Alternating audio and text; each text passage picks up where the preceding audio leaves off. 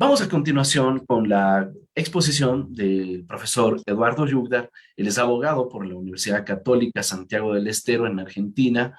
Eh, Adicionalmente, pues tiene un posgrado en Justicia Penal Juvenil, Interdisciplinariedad y Justicia Restaurativa por la Universidad de Ginebra, Suiza. Es magíster en Derecho Judicial y de la magistratura, perdón, por la Universidad Austral de Buenos Aires. Desarrolla el programa, está cursando el doctorado en Humanidades por la Facultad de Filosofía y Letras de la Universidad Nacional Autónoma de Tucumán en Argentina. Es además juez del excelentísimo Superior Tribunal de Justicia de la provincia de Santiago del Estero en Argentina y también es profesor capacitador en la Escuela del Poder Judicial en Argentina. El tema que nos abordará el doctor, que nos compartirá el doctor Eduardo Yugdar, es sobre la OIT y su influencia en las legislaciones internas. Hemos visto este tema muy interesante, necesario, para que se pudiera abordar en perspectiva de un gran internacionalista como lo es el doctor Eduardo Yugdar, cómo es que influyen estos instrumentos en la legislación interna, porque normalmente lo que se acostumbra a través de los abogados litigantes, de las instituciones, personas jurídicas públicas o privadas demandadas, lo que se acostumbra a hacer es emplear el litigio reducido a una codificación nacional, ¿no? Reducido a la ley, más claro. Y muy rara vez se observa que dentro de los litigios se estén utilizando instrumentos internacionales de derechos humanos, al menos en litigios que no sean constitucionales, en donde hay mayor, digamos, empleo de estos instrumentos. Entonces, veamos qué perspectiva nos tiene el doctor Eduardo Yugdar en relación con este tópico. Bienvenido, estimado profesor, muy buenas noches. Muy bien, muchas gracias, estimado y querido amigo Damián Armijo. Muy contento de estar con todos ustedes. Les hago llegar mi más cordial saludo desde Santiago del Estero, Argentina. Y agradecido también al Instituto de Capacitación Jurídica Latin Juris, que tan dignamente presides, por la invitación que me han hecho para estar en esta importante diplomatura internacional sobre el derecho laboral. Como Encantado, bien muchísimas gracias. lo has mencionado, la Organización Internacional del Trabajo sabemos que es la sigla que utiliza en idioma español esto es lo que viene a ser actualmente una agencia de Naciones Unidas, vamos a llamarla así porque también se autotitula así desde Ginebra, para el mundo del trabajo. Si bien, para poderla entender, y si bien el tiempo es escueto, una hora para desarrollarlo, pero vamos a tratar de dar un panorama general para poder entender bien cómo se articula este derecho internacional del trabajo, la normativa internacional del trabajo, dentro de los contextos de lo que son las normativas y lo que es el sistema jurídico dentro del fuero laboral en el ámbito doméstico. Y vamos a ver que también aquí pasa por un tamiz de que el derecho al trabajo es uno de los derechos quizás más importantes dentro de los derechos fundamentales y derechos humanos. No se concibe la vida del ser humano sin la dignidad del trabajo. Es parte también de la esencia de lo que protege los derechos fundamentales y derechos humanos, que es la dignidad humana. Por eso siempre está vinculado a lo que es trabajo digno, vida digna. Y nos referimos a ese concepto antropológico, sociológico, que es tan importante. Pero muchas veces, si vamos a los pactos tradicionales, que son todos, digamos, que han tenido su desarrollo a partir de la segunda mitad del siglo XX, recién vamos a encontrar a partir del 66, cuando aparece el Pacto Internacional de los Derechos Económicos, Sociales y Culturales, algunas directivas muy abiertas en el mismo pacto, pero mucho antes de todo esto, y me voy a retrotraer a 1919, a fines de la Primera Guerra Mundial, en el marco de lo que se llamó el Tratado de Versalles.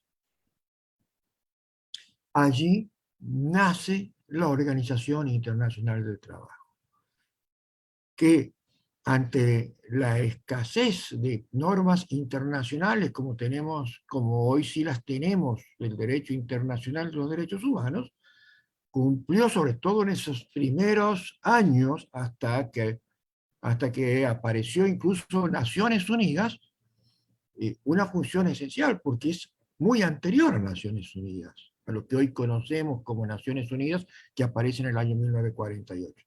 Sin embargo, después se ha incorporado como una de sus principales oficinas y agencias y siempre tuvo su sede en la ciudad de Ginebra, en Suiza. ¿Por qué hago esta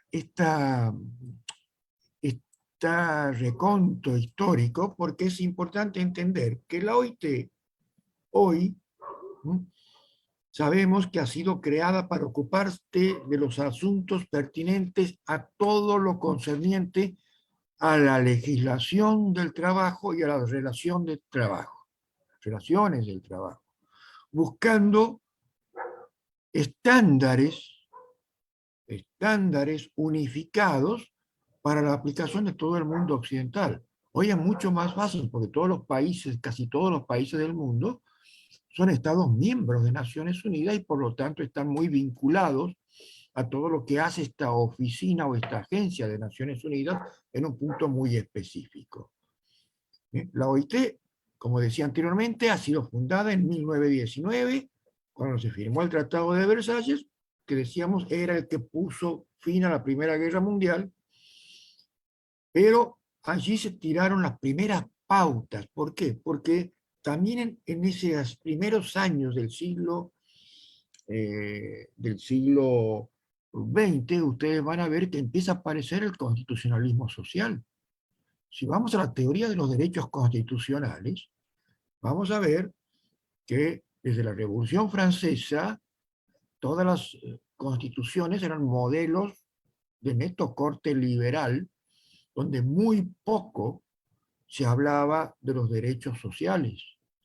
Esto empieza a tener, digamos, incidencia cuando empiezan a receptarse todas las desigualdades que fue generando las distintas revoluciones industriales, especialmente las que ocurrieron a fines del siglo XIX y a comienzos del siglo XX, que va a dar nacimiento al constitucionalismo social a través en América de la Constitución de Querétaro en México, que fue la primera en el mundo, y posteriormente, al año siguiente, en 1918, Querétaro fue en 1917, la Constitución de Weimar en Alemania, que son las dos primeras constituciones donde se introducen todos estos estamentos de la importancia de estos derechos que no eran políticos y civiles, como por lo general contenían, digamos, protecciones en las constituciones liberales, introduciéndose también a lo que son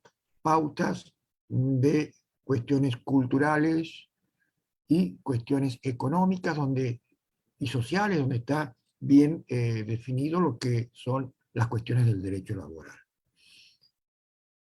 Obviamente, en sus primeros comienzos fueron muy tibias las actividades del OIT, pero sirvió para ir dictando lo que son eh, sus conclusiones, que son las aprobaciones de lo que se llaman convenios.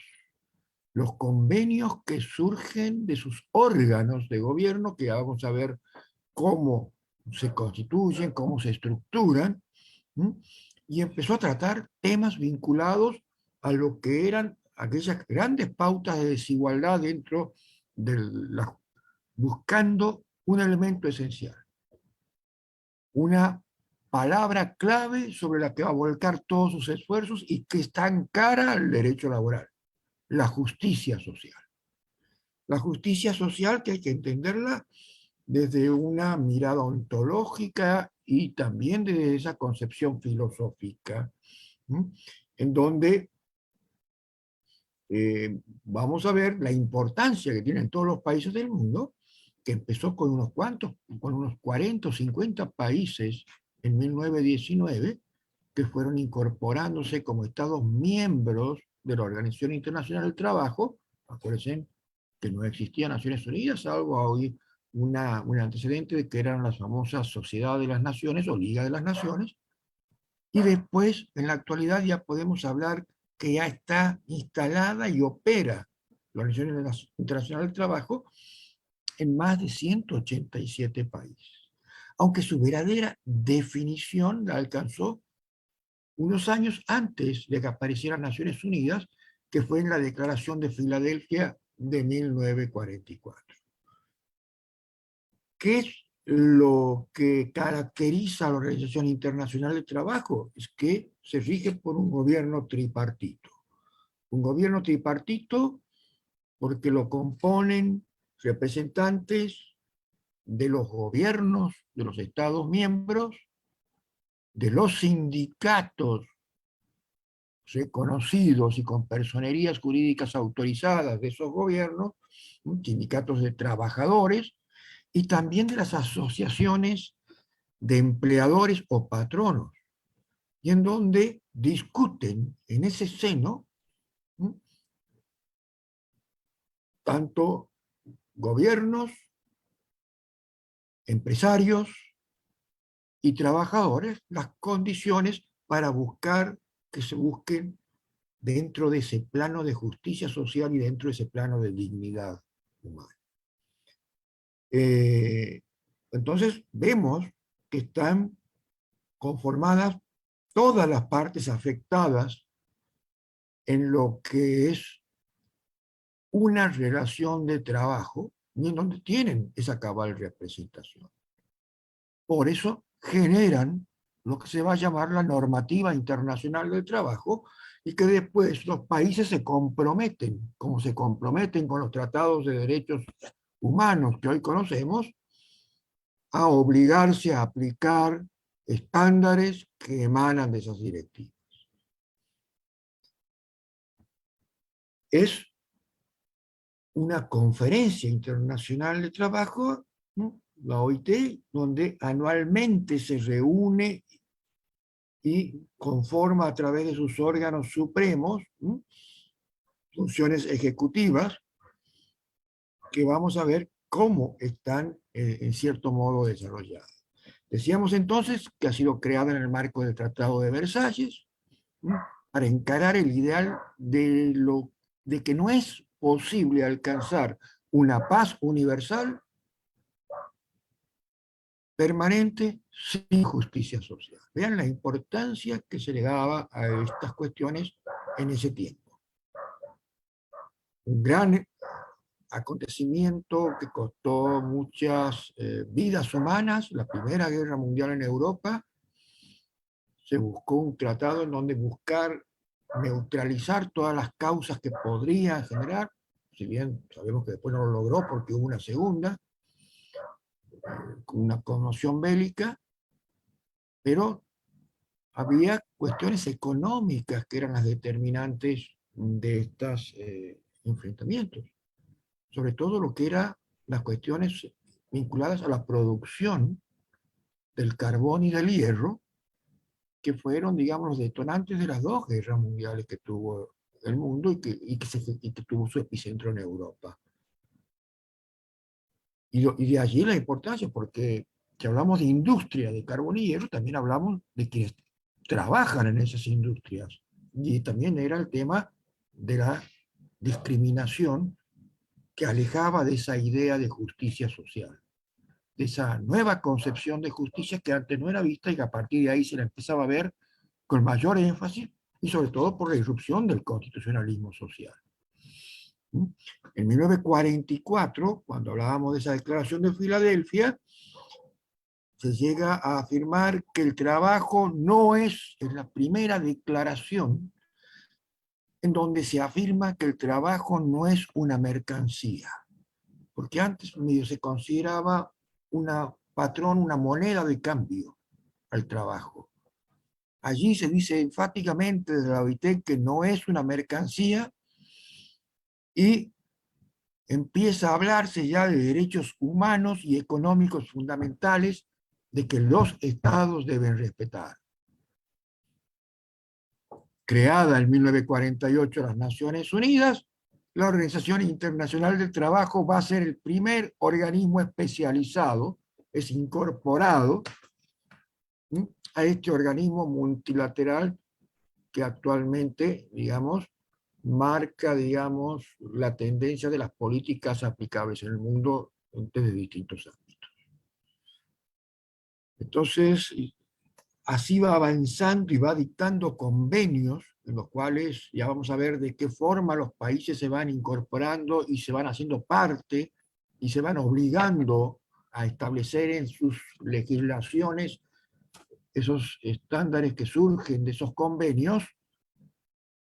Y vamos a llegar a 1998, en donde se propicia una declaración dentro de la Organización Internacional del Trabajo relativa a los principios y los derechos fundamentales que deben ser tenidos en cuenta por todas las naciones que son miembros de la comunidad internacional, ¿sí?, cuando se trata de relaciones laborales, y empieza a emitir un conjunto de normas laborales fundamentales que, cierto modo, todo aquel país que quiera integrar esta comunidad tiene que cumplir para poderlas integrar.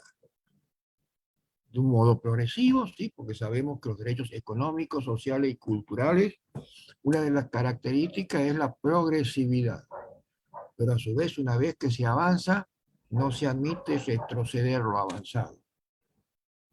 Eso está también en tratados regionales como el Pacto de San José de Costa Rica. Ustedes lo van a ver en el artículo 26 de la Convención Americana, y que hace pocos años la Corte ha admitido que también puede ser judicializado ese artículo en sede internacional del Tribunal Regional para América de Derechos Humanos, que anteriormente no, lo asociaban siempre a lo que era un tema vinculado a derechos civiles y políticos, si es que había esa conexión.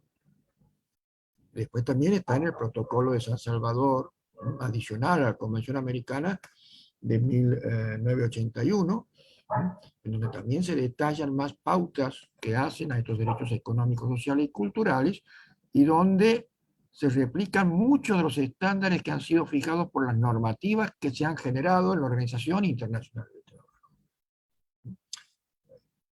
Primero también la Corte era reticente, salvo en cuestiones que hacían a lo que era el derecho de sindicalización de los trabajadores, admitir su competencia, me refiero a la Corte Interamericana, y a partir de precedente de Campos del Río, de hace no muchos años atrás, empieza sí a admitir casos vinculados a violaciones generadas en las relaciones laborales, directamente. Y como directa infracción al artículo 26 de los derechos económicos, sociales y culturales que tiene el Pacto de San José de Costa Rica. Y esto un poco es generado por la presión que va ejerciendo esta actuación de la Organización Internacional del Trabajo. En 2008 sigue avanzando con lo que va evolucionando y realiza otra declaración. Ustedes saben que las declaraciones en principio no tienen obligatoriedad en el derecho internacional, pero sí son pautas, directrices rectoras, porque de allí es una fuente después de la normativa internacional que tiene efecto hard law, derecho duro, que los Estados miembros sí deben acogerse bajo riesgo de incurrir en una responsabilidad internacional por no respetarlos. En 2008 también hay otra declaración que va específicamente a trabajar sobre la justicia social en un mundo globalizado, se va ayornando a las exigencias, y donde busca desarrollos equitativos de una visión contemporánea para la misma, hacia adentro de la Organización Internacional del Trabajo, en donde tenga en cuenta estos problemas de la aldea global o globalización, como se llama, en donde los países se empieza a unificar las legislaciones y se empieza a unificar aquellos conceptos que son parte de ese concepto mayor que es la dignidad humana. En 2015, hace unos pocos años atrás, la OIT es la que mayor elementos aporta a la Agenda 2030, colocando de Naciones Unidas, colocando el trabajo que le llama decente para todos en el centro de las políticas para un desarrollo y crecimiento sostenible e inclusivo. Entonces vamos viendo la importancia que va teniendo esta agencia o esta oficina de Naciones Unidas, que nació mucho antes que Naciones Unidas. Ya en 2019 cumplió 100 años de existencia, y allí aprovechó esa celebración para poner en marcha una serie de iniciativas claves sobre que estas producciones que ha tenido de normativas internacionales a lo largo de los 100 años tengan un verdadero efecto útil y se vayan ayornando día a día con los cambios que va sucediendo, digamos, el panorama en la esfera laboral, sobre todo entrando en esto que es una nueva revolución industrial que se llama de las tecnologías de la información y comunicación, denominadas como 4.0, donde se va incorporando y que nos ha, digamos, generado una,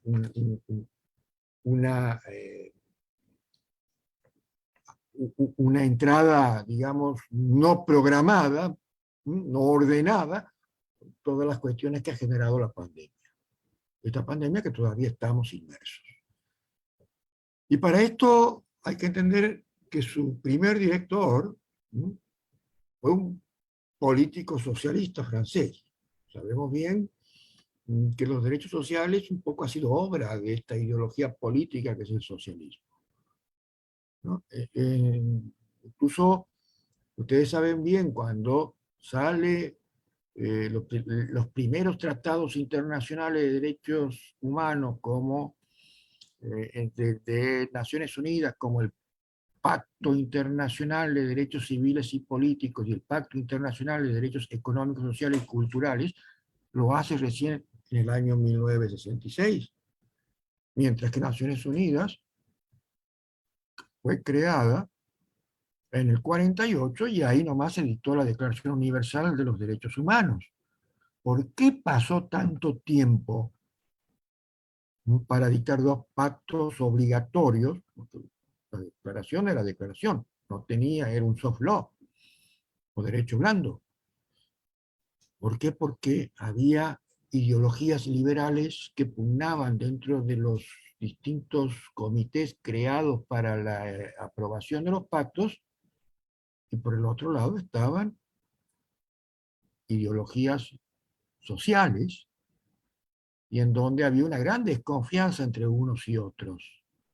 Entonces, si ustedes van a ver la fecha de aprobación de ambos, es el mismo día, como diciendo, no te voy a dar quórum para aprobar este pacto de derechos civiles y políticos, que solamente tiene una visión liberal, sino me apruebas también este otro de derechos económicos, sociales y culturales. Ven cómo también hay esas luchas ideológicas dentro de estos cuerpos, o de organismos multilaterales, como puede ser OEA, Naciones Unidas, el Consejo de Europa y otros que existen en África. Entonces, Albert Thomas, decíamos, fue el ideólogo en 1919 para el surgimiento de la Organización Internacional del Trabajo, con ese esquema tripartito que tenía que haber representaciones de todos los sectores, fue el único en su especie, y que la misión era garantizar en ese tiempo la mejoría de las condiciones del trabajo, porque eran muy rudimentarias las condiciones de trabajo en esos tiempos, para darle alguna protección legal que hasta ese tiempo tampoco las tenía. Y esto viene de un antecedente en el que Albert Thomas había creado en 1901 una asociación internacional para la protección legal de los trabajadores, que la había fundado en la ciudad de Basilea en 1901. O sea, ahí, digamos, es la fuente de inspiración del nacimiento de la Organización Internacional del Trabajo. Y todo esto se debía a esa necesidad de organizar las fuerzas del trabajo a raíz de los cambios profundos que se venían experimentando en ese tiempo en la sociedad por el advenimiento del capitalismo y las revoluciones industriales. Y hoy estamos a algo parecido en nuestro nuevo tiempo, con nuevos condicionantes. Es importante conocer esa historia para poder afrontar el presente y desarrollar el futuro, como lo dice la Agenda 2030 de Naciones Unidas. Porque todos estos cambios van trayendo consigo afectaciones a este derecho esencial que tienen los seres humanos.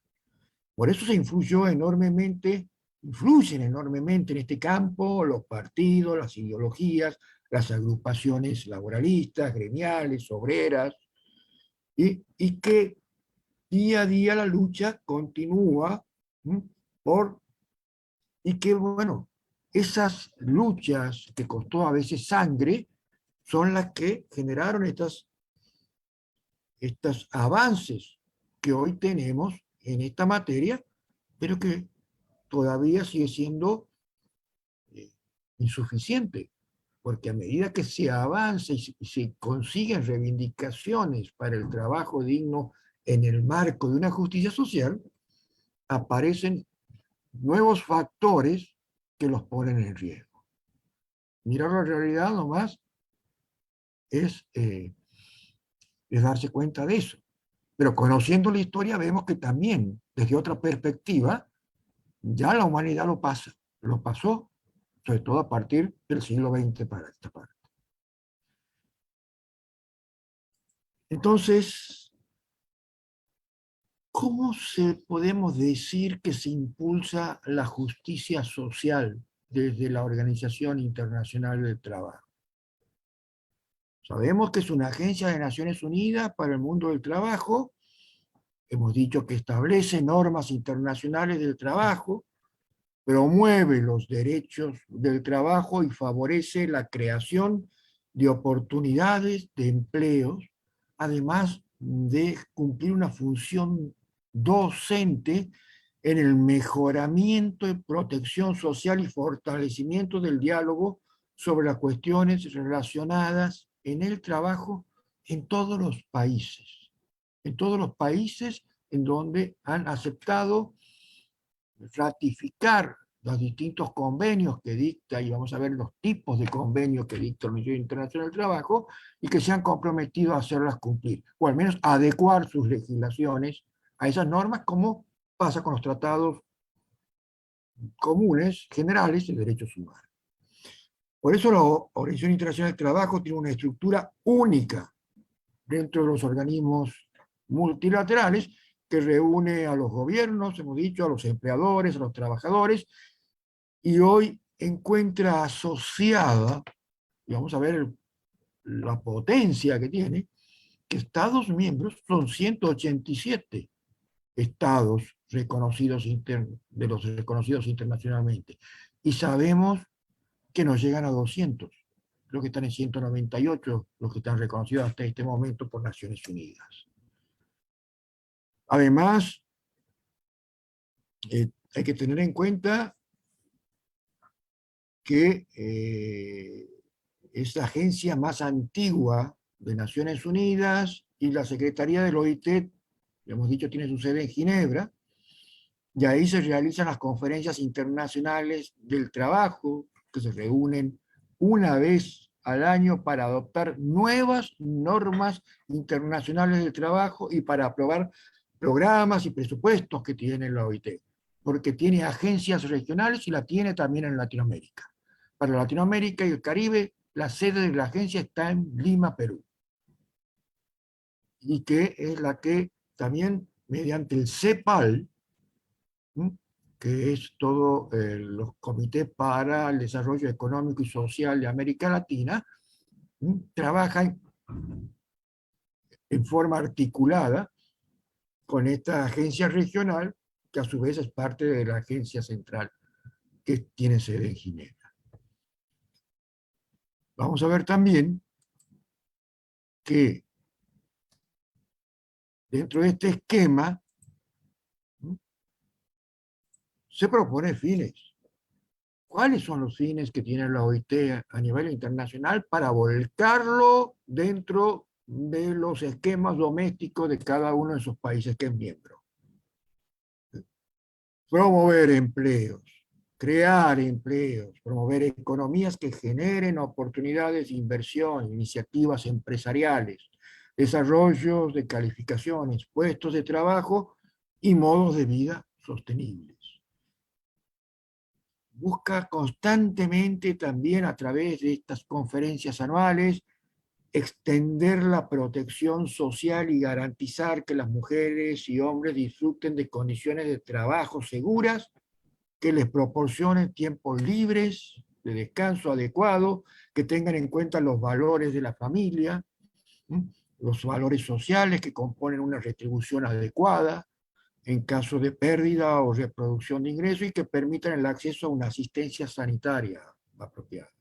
También promueve diálogo social derivados de estas relaciones, como trato de desigualdad, porque participan organizaciones de trabajadores y empleadores sólidas, por lo general independientes de los gobiernos, que es esencial para mejorar esa productividad y evitar que todo lo que sea producir sea consensuado en la medida posible a través de los grandes organismos que nuclean tanto a los trabajadores como a los empresarios,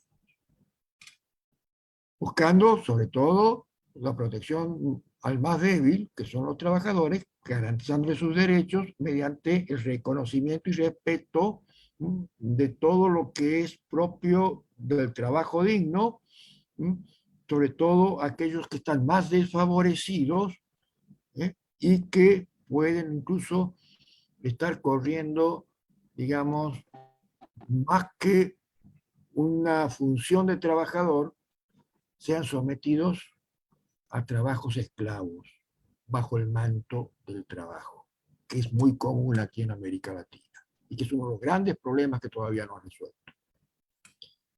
Otras cuestiones que hay que tener en cuenta como fines de la Organización Internacional del Trabajo es que promueve la creación de empleos, decíamos, protegiendo el derecho de los trabajadores, buscando un diálogo social entre las partes involucradas y se asienta en 4 ejes principales. El primero, referido a los principios y derechos del trabajador, en base a la defensa de sus derechos adquiridos y buscando la persecución de las formas ilegales del trabajo, como el derecho del trabajo esclavo, por ejemplo, o la explotación infantil, o que son los grandes también problemas que están muy latentes en nuestra geografía regional. El segundo eje, la generación de empleos, para eso se esfuerza en fomentar el crecimiento en materia laboral y en acuerdos que resulten beneficiosos tanto para el trabajador puntualmente como para el empresario a la larga, porque si el trabajador rinde, se beneficia al empresario, pero el trabajador va a rendir en la medida que se respeten sus derechos y que se le dé dignidad a su trabajo. En cuanto a la protección social, que es el tercer eje, busca que esa defensa de los trabajadores también contemplen cuestiones vinculadas a su salud, a su cobertura de seguros, a todo lo que implican los riesgos laborales, casi todo, muchas de las cuestiones que venían hablando ustedes anteriormente de la legislación ecuatoriana actual con la distinguida colega que me precedió en la clase el día de hoy. Eso está vinculado también a lo que es un diálogo social, que es fomentado en esas reuniones anuales que se tiene allí en Ginebra para mantener la paz entre las partes involucradas en la producción e impedir que se aprovechen de las debilidades de esfuerzos de una sobre otras.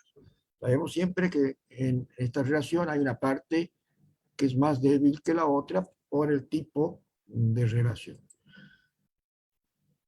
La OIT basa todo su accionar mediante lo que es la constitución estatutaria.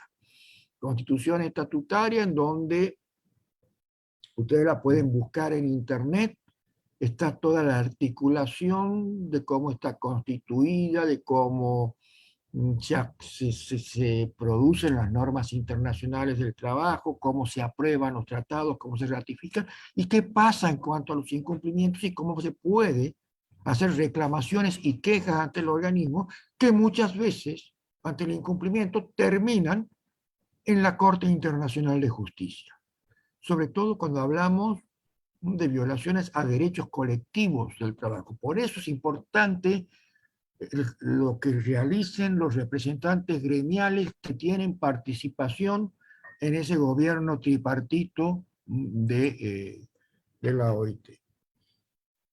Su estructura de gobierno, vamos a decir, que está principalmente establecida por la Conferencia Internacional del Trabajo. Esa Conferencia Internacional del Trabajo es esa que se realiza anualmente y donde van casi todos los representantes de sus 198, 87 miembros. Pero regularmente en sus oficinas en Suiza tiene un consejo de administración y una que está a cargo de un director general que es elegido por ese consejo de administración, como lo tiene la Organización Mundial de la Salud, como lo tiene la misma Naciones Unidas, y una oficina internacional del trabajo que viene a ser como una secretaría ejecutiva que se encarga de gestionar todo el funcionamiento tanto de la OIT en su sede central en Ginebra como en sus organismos regionales esparcidos por todo el mundo. ¿Qué podemos decir de la Conferencia Internacional del Trabajo? La Conferencia Internacional del Trabajo de la OIT, digamos que es el órgano máximo de su estructura de gobierno y es el que va a fijar las políticas generales de esta organización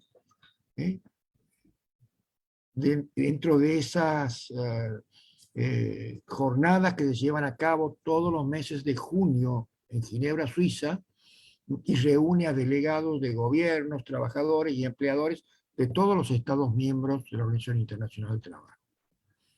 En esta conferencia es denominada también Parlamento del Trabajo Internacional. Y se le llama así porque va en estas conferencias a adoptar las normas internacionales, lo que conocemos como convenios de la Organización Internacional del Trabajo, que por lo general tiene una titulación y van acompañados por un número. ¿No? Porque esos nacen de las discusiones y debates de las cuestiones sociales y laborales fundamentales que se desarrollan en esas conferencias y en donde también se adopta el presupuesto, porque todo sin recursos usted sabe que el mundo no funciona, y se elige el consejo, las autoridades del consejo de administración. Dentro de ese consejo de administración, del director general que tiene una duración de 5 años. Están presentes cada Estado miembro, decíamos, que llevan una representación integrada por 2 delegados gubernamentales. Por ejemplo, Ecuador va a esas reuniones con 2 delegados del gobierno, un delegado por las asociaciones de empleadores y un delegado por las asociaciones sindicales. Obviamente que como lo eligen internamente los países está regulado por la normativa interna de cada país. Aquí en la Argentina, por ejemplo, existen una diversidad de gremios que están asociados en asociaciones de segundo orden, como una Confederación General del Trabajo, que antes estaba unificada, hoy están separadas por esas diferencias ideológicas, pero bueno, acuerdan con el Ministerio de Trabajo quién va a tener, digamos, la personería gremial para ser representado allí en Ecuador por los trabajadores. Lo mismo pasa con las asociaciones con la, empresariales, como por ejemplo aquí en la Argentina la Unión Industrial Argentina, ¿no? Que por lo general son las que mandan esos delegados a esas conferencias. En Ecuador pienso que debe pasar exactamente parecido. En esa conferencia, cada delegado tiene los mismos derechos y todos pueden expresarse libremente y votar como consideren oportuno. Pueden también que delegados de los trabajadores y los empleadores voten en sentido opuesto, sería muy natural, ¿no? Cada uno defendiendo sus intereses o que su voto sea contrario a lo que piensa la representación del gobierno, por más que sea de una misma delegación. Sin embargo, esa diversidad de puntos de vista no impide que las decisiones se adopten con frecuencia por amplia mayoría de votos, incluso muchas veces lo ha sido por unanimidad. Y durante la reunión de la conferencia también muchas veces son invitados jefes de Estado o de gobierno para que hagan uso de la palabra, y en donde las organizaciones internacionales, tanto gubernamentales como no gubernamentales, también pueden asistir, como las ONG vinculadas al trabajo, en calidad de observadores de lo que acontece en la conferencia. Y decíamos que de la conferencia surge el Consejo de Administración. Ese Consejo de Administración es una oficina internacional del trabajo, viene a ser el órgano ejecutivo, ¿sí? Y en donde se reúnen 3 veces al año, en los meses de marzo, junio y noviembre. Este Consejo de Administración toma decisiones sobre las políticas que ha aprobado la Conferencia Internacional del Trabajo, y va adaptando programas y propuestas. A ver, Kevin Freire, creo que levanta la mano, ¿o me equivoco? Sí, tenemos levantada la mano de Kevin, lo podemos escuchar si gusta, profesor. Estimado Kevin, escuchamos su pregunta. Ya, perfecto, muchas gracias. Creo que ya se me escucha. Sí, bueno, yo tenía una pregunta de una de esto de las normas de trabajo. Yo quería preguntar qué es lo que ha manifestado o qué es lo que ha pronunciado en este caso la conferencia de trabajo respecto a las formas, digamos, ilegales del trabajo, ilícitas de lograr, digamos, una remuneración. Porque, claro, como usted lo decía también en la región, existen estos problemas, ¿no? De trabajo ilícito, digamos, ¿no? Para entender, para razones didácticas. ¿Qué es lo que ha manifestado la OIT? ¿Cómo combatir esto? ¿O esto es solo de la índole penal? ¿Cómo se ha manifestado la Organización Internacional del Trabajo para que los estados puedan combatir o puedan luchar de alguna forma contra estas formas y evitarlas, sobre todo en la región latinoamericana? Muchas gracias. Bien, Kevin, esto va a ir, vamos a ir encontrando respuesta a medida que avancemos. Eso implicaría tener que avanzar un poco más sobre lo que vengo desarrollando, pero eso está, te voy anticipando, a través de los convenios emitidos y aprobados después de cada una de estas conferencias. Hay cerca de 200 convenios de trabajo emanados de la OIT y que los países se han obligado a observarlos. Y hay un mecanismo en donde, por ejemplo, una vez aprobado y ratificado por un Estado alguno de esos convenios, no lo cumplen, puede ir la misma asociación sindical, que también es parte, que es autónoma e independiente, y efectuar una reclamación, o más bien una queja, ante el Consejo de Administración y el director de la OIT, y así se va a conformar después un órgano que va a atender esa queja y donde van a tratar de negociar y ver por qué ese país, pese a estar comprometido, no lo cumple. e incluso puede llegar eso a ser definido dentro del ámbito de la Corte Internacional de Justicia, con sede en La Haya. Ya lo vamos a ver, ¿no? Pero eso es un poco el adelanto. Sigo manifestando qué hace este Consejo de Administración. Decíamos que toma decisiones sobre las políticas, el orden del día, fija el orden del día cuando se realiza la Conferencia Internacional del Trabajo, adopta los programas propuestos por la conferencia, ¿no? Y son elegidos cada 3 años, ¿no? Dentro de lo que es la conferencia internacional, y los miembros y trabajadores, sobre todo basada esa elección en la capacidad individual de cada uno de los miembros que se elige para conformar el Consejo de Administración. ¿Cómo está conformado el Consejo de Administración? Está conformado por 14 representantes de los trabajadores, 28 representantes gubernamentales y 14 representantes de los empleadores. Ustedes van a ver que las fuerzas de representación de los trabajadores es exactamente el mismo número que la de los empleadores. Ahora, ustedes ven que hay una desproporción en la representación de representantes gubernamentales. ¿Y esto por qué? Porque así como existe el Consejo de Seguridad de Naciones Unidas, aquí también existe unos miembros permanentes, ¿no? 10 de esas 28 representaciones son designadas directamente por los países de mayor importancia industrial, como es Alemania, Brasil, China, Estados Unidos, Francia, India, Italia, Japón, Reino Unido y Rusia, perdón.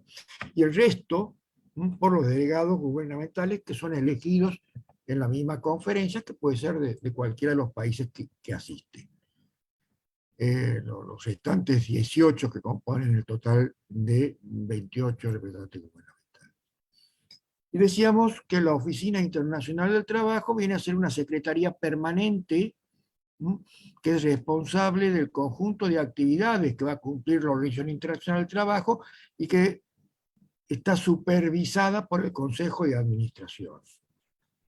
Y a través de su director general, cuenta con unos 2.700 funcionarios de más de 150 nacionalidades, quienes se desempeñan tanto en Ginebra, en la sede central, como en 40 oficinas que están distribuidas en diversos lugares del mundo. Entre estos funcionarios de la Oficina Internacional del Trabajo, 900 trabajan en programas de cooperación técnica y proyectos de desarrollo en los distintos países. Y cuenta con un centro de documentación e investigación, además que publica estudios especializados e informes que pueden tomarlo los gobiernos, las mismas entidades de trabajadores, como de empleadores. Ahora, ¿cómo son los tipos de convenio? Un poco para responderle a Kevin. Los convenios de OIT, que una vez ratificados tienen el mismo efecto que la ratificación de un tratado internacional de derechos humanos, en cuanto a la obligatoriedad de cada uno de los países, hay 3 tipos de convenios. Uno que se denominan convenios fundamentales. ¿Por qué? Porque el Consejo de Administración del OIT ha establecido que hay 8 convenios que son fundamentales, ¿sí?, para que tenga efecto útil toda esta construcción internacional multilateral. Y abarca temas que son considerados principios y derechos fundamentales en el trabajo. Estos principios también están incluidos en la Declaración de la Organización Internacional del Trabajo relativa a principios y derechos fundamentales, que había mencionado, que fue aprobada en 1998, y al 1 de enero de 2019 se habían registrado 1.376 ratificaciones de esos convenios, lo que representa que casi el 92% del número posible de ratificaciones ha sido realizado, ¿no? Todavía se necesitan alrededor de 121 ratificaciones para alcanzar el objetivo de una ratificación universal de todos los convenios fundamentales de la OIT. Después tiene otro tipo de convenios que se llaman de gobernanza o prioritarios. Estos han sido designados por el Consejo de Administración de la OIT y son 4 instrumentos de gobernanza por los cuales impulsa y recomienda a los Estados miembros su ratificación, porque entiende que son de importancia para el funcionamiento del sistema de normas internacionales del trabajo en el ámbito doméstico.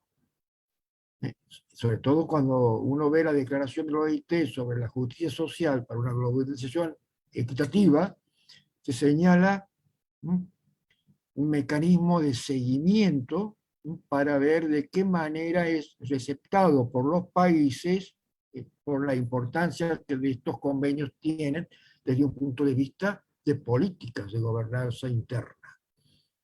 Y después están los convenios técnicos, que son las que se les llama las normas internacionales propiamente dichas del trabajo, que son preparadas por los representantes de los gobiernos, de los empleadores y los trabajadores, se adoptan en la conferencia internacional, por eso se les llama el Parlamento del Trabajo, ¿no?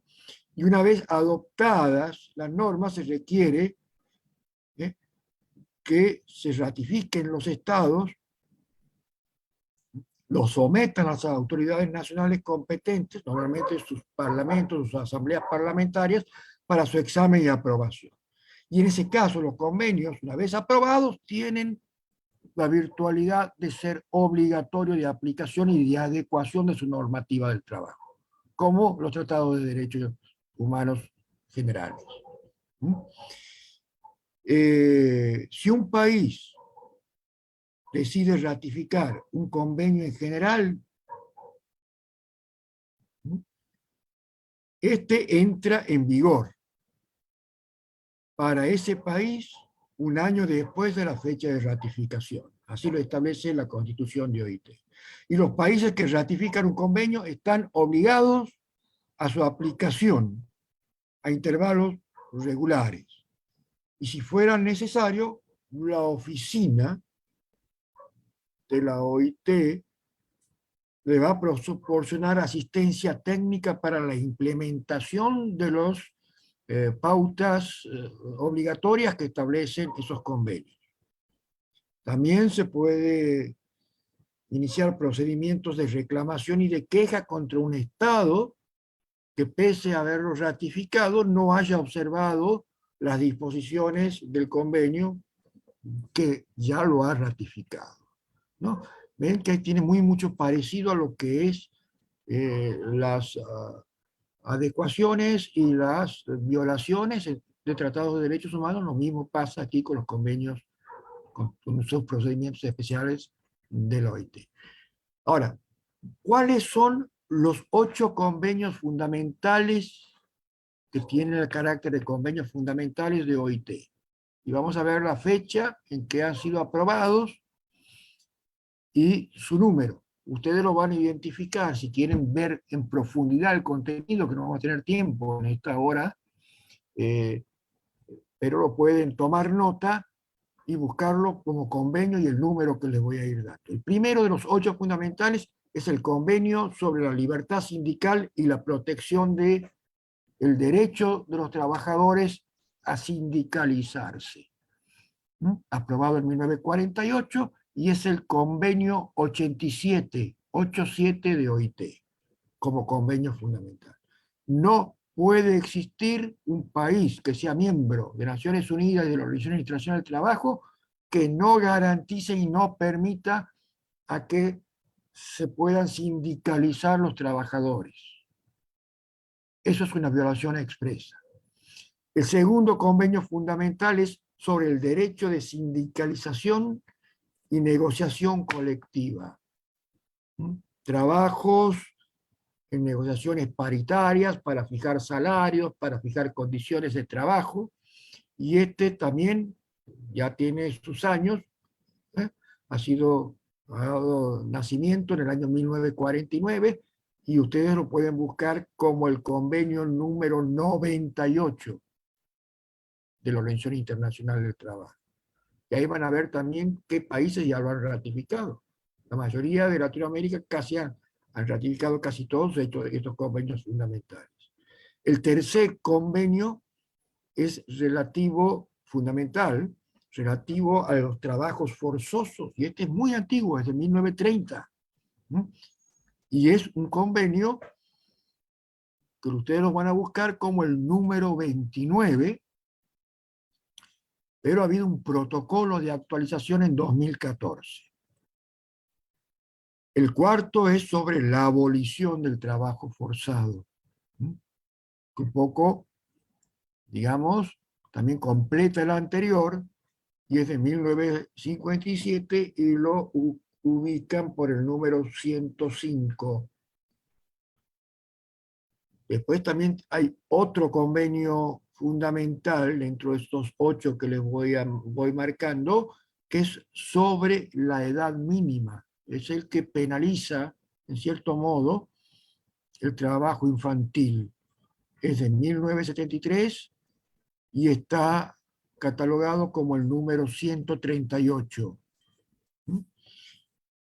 Después,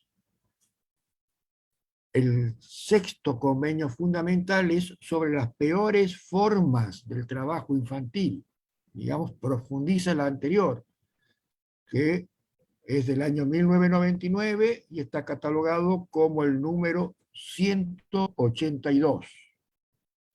El séptimo nos habla sobre la igualdad de la remuneración, del año 1951, y está catalogado como el convenio número 100.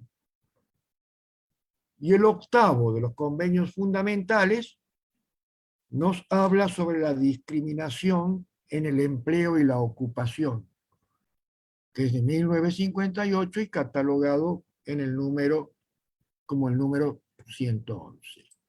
En cuanto a los convenios de gobernanzas y prioritarios, vamos a decir que hay 4, especialmente dentro de esta categoría. El primero de ellos es referente a la inspección del trabajo, que ha sido, digamos, sancionado en 1947 y tiene el número de convenio 81, y un protocolo adicional en el año 1995. Es sobre el derecho tanto de una doble pauta, ¿no? Tanto de los gobiernos hacia las empresas de inspeccionar si se cumplen, digamos, los objetivos que se fijan, los otros convenios que han sido aprobados de la OIT, pero a su vez también un mecanismo de sometimiento de control de esos estados a los sistemas de control que tiene la Organización Internacional del Trabajo para ver si están cumpliendo con lo que se han comprometido. Después, el segundo de estos convenios de gobernanza se refiere a los que están sobre políticas de empleo, que es del año 1964 y su número es el 122. Después, convenio sobre la inspección del trabajo agrícola, ya con especialización, que es del año 1969, y su número es el 129. Y el cuarto convenio de gobernanza prioritario es sobre la consulta tripartita. Esto ya es normas internacionales del trabajo, referida a distintos aspectos para el mejoramiento de los trabajos en la conferencia, que es de 1976 y el número 144. Obviamente, aquí hemos visto 8 fundamentales, más 4 referidos a convenios de gobernanzas prioritarios, lo que nos da la suma de 12 de los 198 convenios de OIT. Los restantes son los convenios técnicos. Y ahí vamos a ver sobre todas las materias que ustedes se imaginen, y muchas de las normativas actuales que tienen en sus países es producto de haber ratificado estos convenios. Convenios sobre horas de trabajo, que ese ya viene, fue uno de los primeros, el convenio número 1 del OIT, que es del año 1919, convenios sobre el desempleo, convenios sobre la producción de maternidad, convenios sobre el trabajo nocturno de mujeres, todos son convenios, digamos, de los primeros años, ¿no? Convenios sobre edades mínimas, sobre indemnizaciones de desempleos, sobre colocación de gente en el mar, sobre la edad mínima para trabajar en la agricultura, y hasta ahí estamos hablando de convenios dictados entre 1919 y 1921, pero también vamos a ver convenios, porque si no nos va a llevar los pocos minutos que quedan de la clase, estandarizarlos a todos. Pueden consultarlo en la página de la ILO, International Labour Organization, que viene a ser OIT en inglés, y ahí está convenio por convenio con todo su contenido, año y países que lo han ratificado. Esos son los convenios técnicos, entre los cuales se puede destacar uno muy caro para Latinoamérica como el 169, que está referido a todo lo que es los derechos de los culturales de los pueblos indígenas y tribales, bueno, tiene tanta importancia, sobre todo en países como los nuestros y especialmente Ecuador, que tiene mucha población originaria, donde se debe respetar sus pautas, y porque además ha sido uno de los colectivos que más han sido discriminados y esclavizados dentro de lo que es materia que se mal llamaba trabajo, y seriamente era sometimiento a tratos inhumanos para cumplir con esas pautas.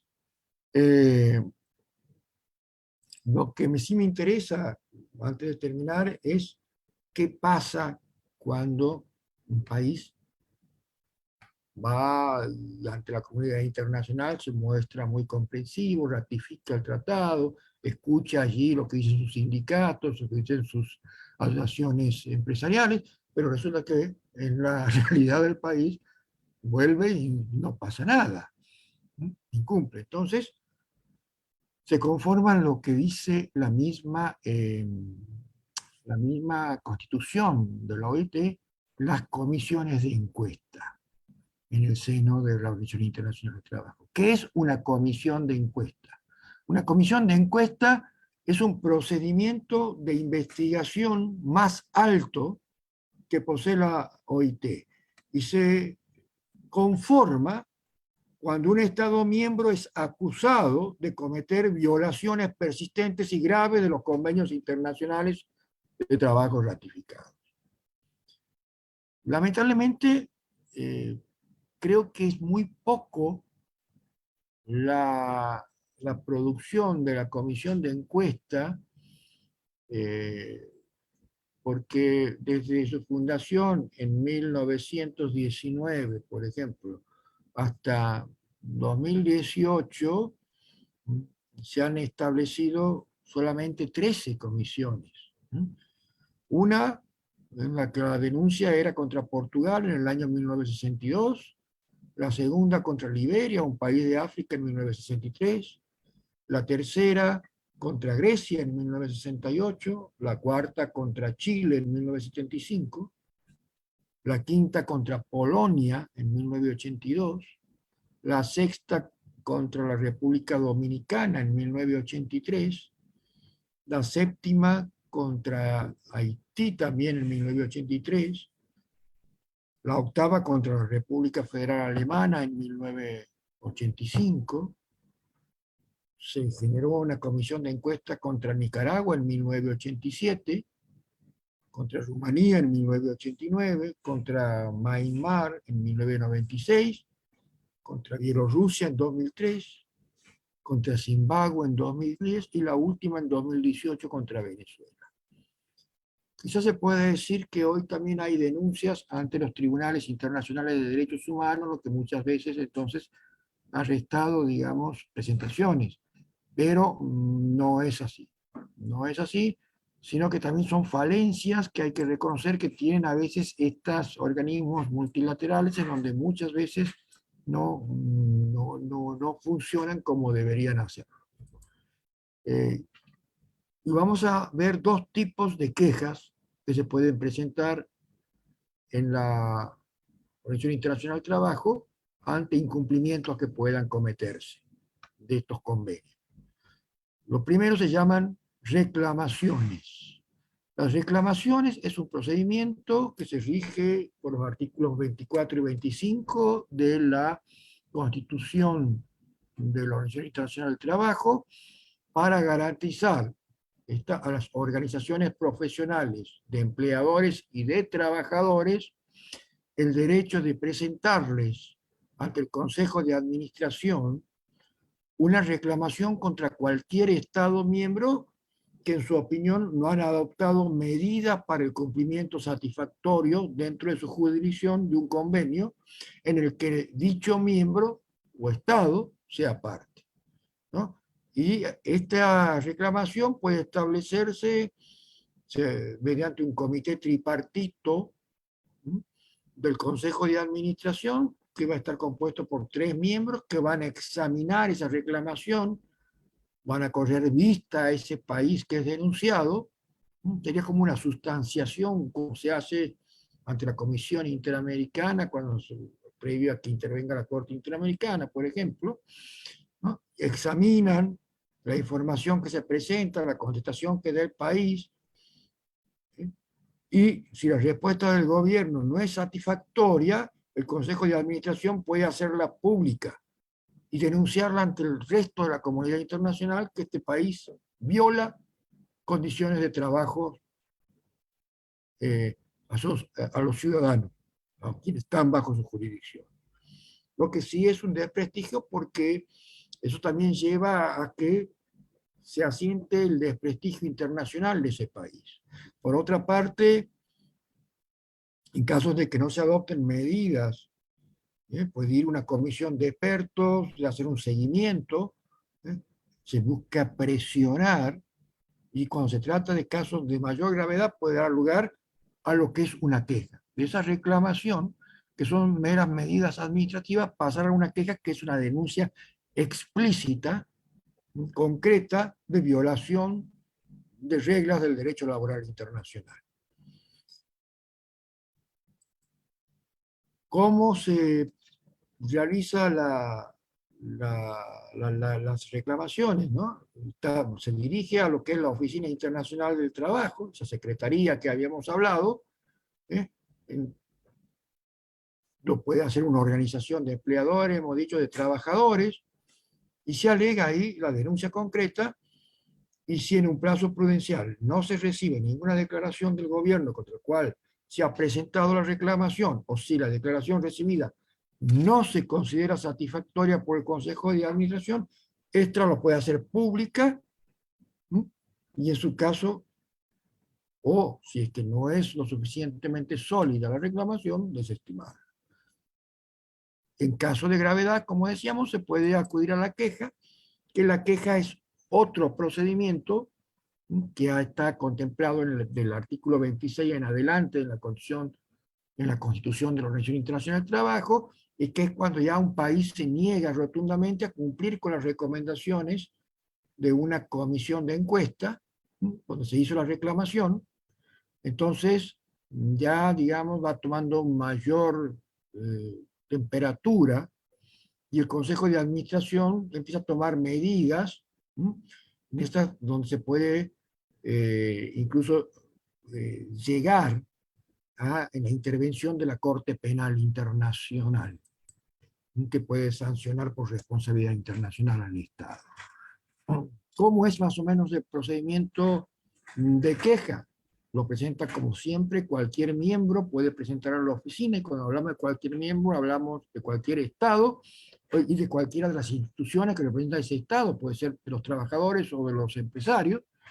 ¿eh? Puede ser también una queja de las asociaciones sindicales contra las asociaciones empresariales. Ahí es todos contra todos, ¿no? Cuando hay incumplimiento. Entonces, porque no se han adoptado las medidas para el cumplimiento satisfactorio de un convenio, ¿no?, que ha sido aprobado. Y cuando ha sido aprobado, ha sido con el consenso tanto del representante gubernamental como del representante de los trabajadores, como del representante de los empresarios. Entonces, ahí el Consejo de Administración, si considera, ¿no?, puede canalizar instancias de conciliaciones, de diálogos, y en caso de que no se logra, sigue el procedimiento de oficio, y cuando esta no encuentra visos de solución, entonces empieza a representar, se pide la designación de delegados de cada una de las partes en conflicto, donde van a exponer, digamos, sus quejas y sus defensas, y vuelve todo lo actuado a la comisión de encuesta, que eleva ese informe que se llama informe de la comisión de encuesta. Después de examinar detenidamente la queja, redacta ese informe, da un plazo en donde ese Estado o esa asociación interna o esa asociación de trabajadores o de empleadores, a través de las exigencias que el Estado miembro debe imponer, tienen que tomar las medidas para satisfacer el cumplimiento. Si es que, a pesar de todo ello, no ocurre, entonces el director general de la Oficina Internacional del Trabajo va a comunicar el informe de la comisión de encuesta al Consejo de Administración y a los gobiernos a los cuales concierne la queja. Va a publicarlo, pero además, dentro de un plazo de 3 meses, si no hay avances, puede el caso, con el consenso, girarse a que la queja sea sometida a la Corte Internacional de Justicia, en donde ahí sí puede, en cierto modo, expedirse, ¿no?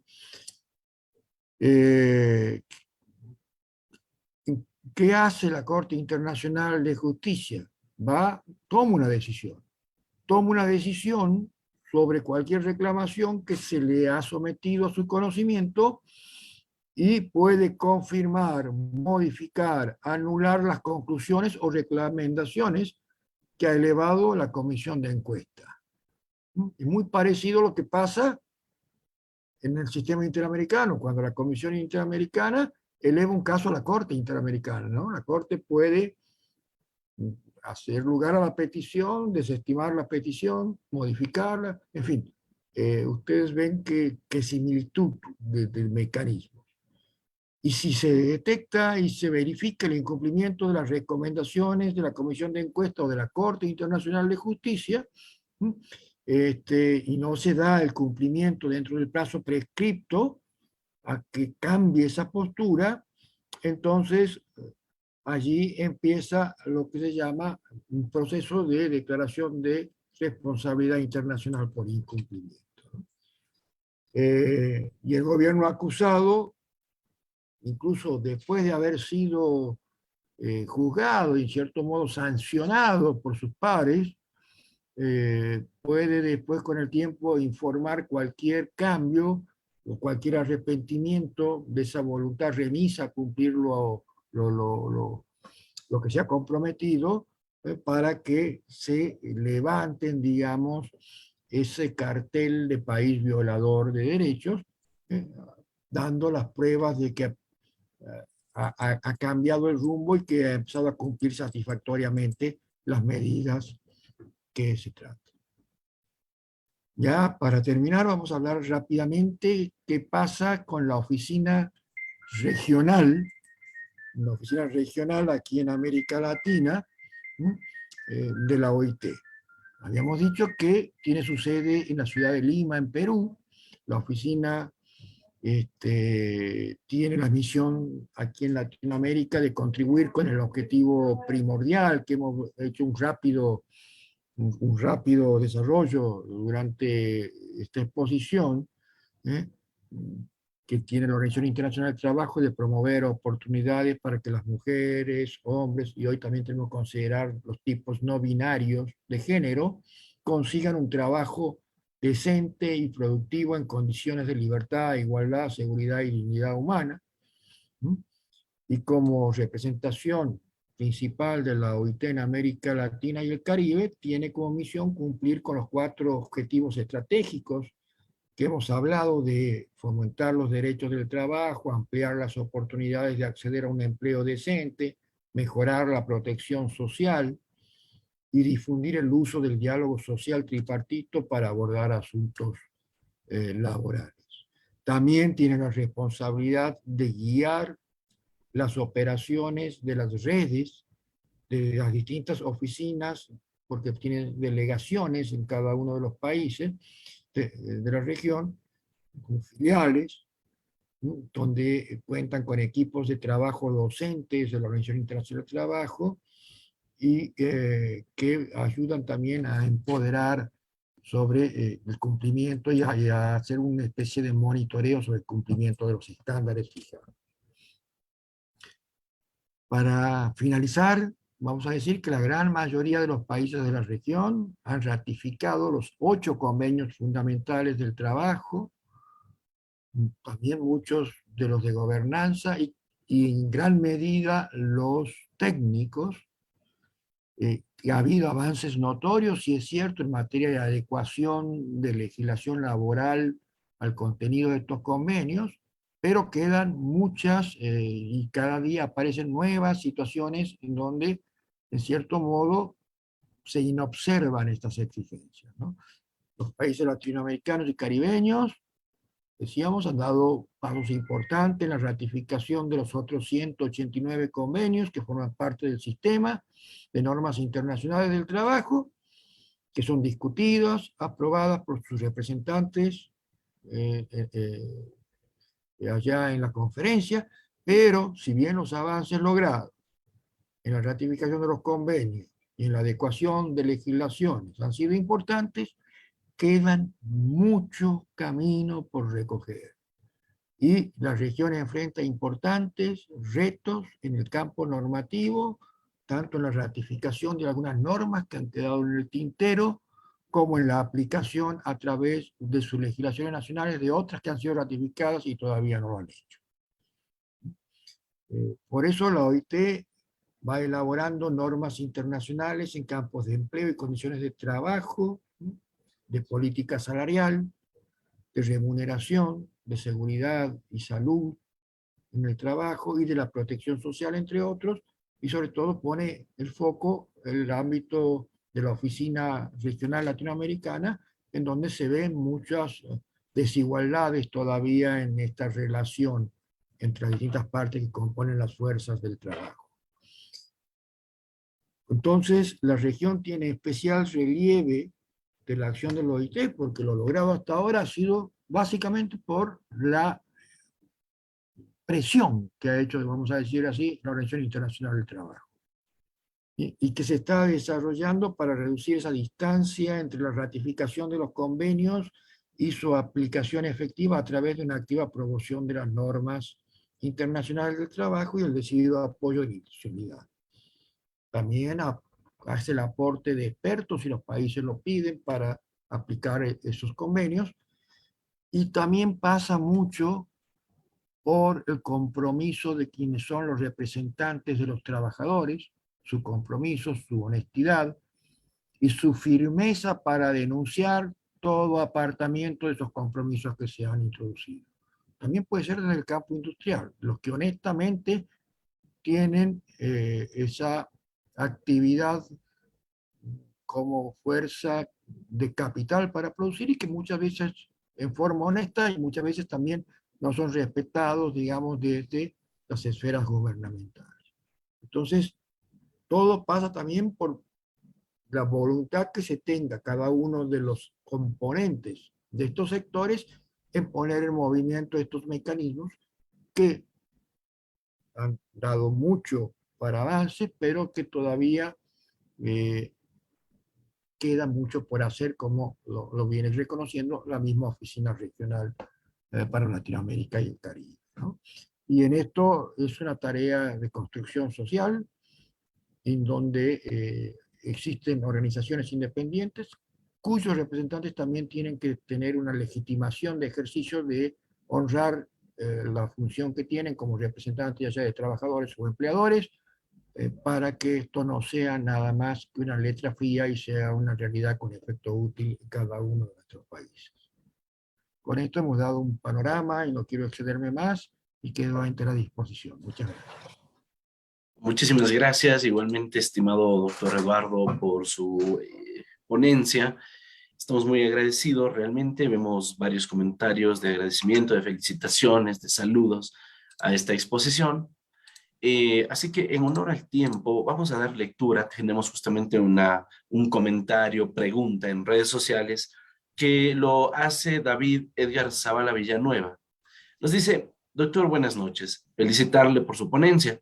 Con respecto a los convenios y tratados internacionales que son de cumplimiento obligatorio al ser ratificados por los Estados miembros, creo que las exigencias y necesidades actuales a causa de la pandemia mundial exigen una reformulación y modernizar los mismos. Doctor, ¿qué sucede cuando en un estado el 80% del sector laboral es informal? ¿Qué debería o cómo debería actuar un país para mitigar estas vulneraciones, a pesar que la Comisión de Encuestas emita un informe y el Estado hace caso omiso del mismo? Bueno, como lo he dicho durante la exposición, pasa que no es un órgano que se pueda ir en forma individual a hacer esos reclamos, ¿no? Para eso están los tribunales también internacionales de derechos humanos, ¿no?, a los reclamos, a las peticiones individuales. Pasa que aquí, digamos, los legitimados para hacer esas denuncias, en el caso de los trabajadores, es esa representación sindical o confederación de trabajadores que nuclea a todos los sindicatos de un país y cuyo representante acude a la conferencia internacional allí en la Organización Internacional del Trabajo. Es, digamos, de carácter meramente colectivo. Ahora, cuando se trata de enfoques de violaciones, y hemos visto que ahora el sistema interamericano, desde aquel fallo contra Perú en 2017, y donde ha autorizado la judicialización directa del artículo 26, lo que son peticiones por violaciones individuales del trabajo, se puede acudir ya sea al sistema regional o al mismo Consejo de Derechos Humanos de Naciones Unidas, ¿no? Entonces, el tema sí, el tema es que todavía no tienen esa respuesta inmediata, son procesos lerdos, y es eso lo que se debe ayudar. En cuanto a la pandemia, ya están saliendo nuevas normativas. Dictó en plena pandemia en el año 2020, si ustedes van a la página, por eso les digo, trabajen con la página de la Organización Internacional del Trabajo, recomendaciones a los países para el trabajo en pandemia, en 2020, la Organización Internacional del Trabajo, está publicada en su página, esas recomendaciones, que está basada en los convenios previamente dictados. Lo que pasa es que no se podían hacer las conferencias por los problemas. Pero ahora que ya se va abriendo, digamos, el tema de que se pueda articular, ya sea virtual o presencialmente, se están buscando los mecanismos para seguir con la regularidad y seguramente va a afrontar estos nuevos desafíos que la pandemia nos ha acelerado, como lo que es el teletrabajo, el trabajo remoto, los nuevos derechos laborales como el derecho a la desconexión y otras cuestiones que van surgiendo y que ya lo va contemplando en esas pautas que dictó en 2020 y que también dictó recomendaciones en 2021 y que ustedes las pueden consultar en, en ese sitio muro web que tiene oficial la Organización Internacional del Trabajo. Muchas gracias, doctor. Bueno, tenemos además otra pregunta muy concreta por acá por redes sociales. Me gustaría trasladársela, doctor. Narciso Martínez nos dice, buenas noches, ¿dónde denunciar el incumplimiento de los estatutos de un sindicato burocrático mexicano? Más bien quisiera saber si es que, digamos, un poco complementando esta pregunta, si es que sería posible que a ese nivel, ¿no? A ese nivel de estatutarios, de instituciones públicas del Estado, ¿son o no susceptibles de llevar a revisión ante la OIT? Bueno, sabemos nosotros que el derecho internacional es esencialmente para estos, digamos, desacuerdos internos, es subsidiario, ¿no? En el sentido de que siempre hay que respetar porque hay un principio de no injerencia y que solamente pueden entrar cuando se agotan los mecanismos internos y domésticos. Yo me baso en la experiencia que tenemos aquí en la Argentina, en donde cuando ha habido esos conflictos de discusiones internas está el Poder Judicial como, digamos, los tribunales con competencias en materia en fuero laboral que atienden, digamos, cuestiones vinculadas a lo que es cuestiones colectivas, vinculadas a derechos sindicales, ¿eh? Y una vez agotadas esas vías y si no hay pautas de resolución, obviamente habrá que ir ya a lo que son organismos de tribunales internacionales de derechos humanos, porque acuérdense que también tiene la competencia esa la Corte Interamericana, ¿no? En ese sentido, si es que hay violación de derechos individuales generada a través de ello. Y si no, está también en la articulación de consultas. La Organización Internacional del Trabajo, sobre todo la oficina de la Organización Internacional del Trabajo, tiene mecanismos de consulta en donde se puede articular cualquier consulta al respecto y se puede ver cuál es la mejor elección para sortear una situación como la que, por esos mecanismos de docencia que hablaba anteriormente, eh, puede hacer, digamos, a través de eso. Hoy todo está facilitado por los sitios web, ¿no? Donde se atienden a través de correos especiales. Ustedes van, tienen un menú donde se puede, digamos, consultar sobre todo lo que es, o si no, dirigir la consulta, ahí también pueden extraer, tiene una página web, la oficina regional en Lima, ¿no? En donde se puede hacer los planteos correspondientes. De acuerdo, estimado Eduardo, muchísimas gracias por sus respuestas. Quedamos sumamente agradecidos por este espacio que has destinado para compartir con nosotros. Realmente nos sentimos muy contentos de iniciar de esta manera el diplomado, hablando en primer lugar sobre principios del derecho laboral público y privado, y ahora también haciendo un abordaje mucho más amplio de la OIT, que claro, nos permite entender que se trata de una organización eh, altamente política, con una estructura muy interesante para la participación de los estados, de los trabajadores, de los empleadores, sobre todo también, y creo que es lo que posiblemente les interese a la gran mayoría de los cursantes, es la estructura que tiene este organismo para que se lo pueda considerar también frente a determinadas quejas o denuncias en contra de los estados que eventualmente se apartan de la protección, ciertamente de esos principios o de esos derechos laborales que se han señalado previamente. En Sí, ese contexto, ¿sí? una pequeña acotación. Para que vean la importancia de la normativa de la OIT, me refería al convenio 169 sobre pueblos originarios y tribales. La mayoría de las condenas que ha dictado la Corte Interamericana en protección a la violación a los derechos de estos pueblos lo ha sido mediante la hermenéutica del artículo 29 de interpretación, en donde ha extraído conceptos de este convenio 169 en cuanto a la violación a las creencias, culturas y modos de vida de estas comunidades, ¿no?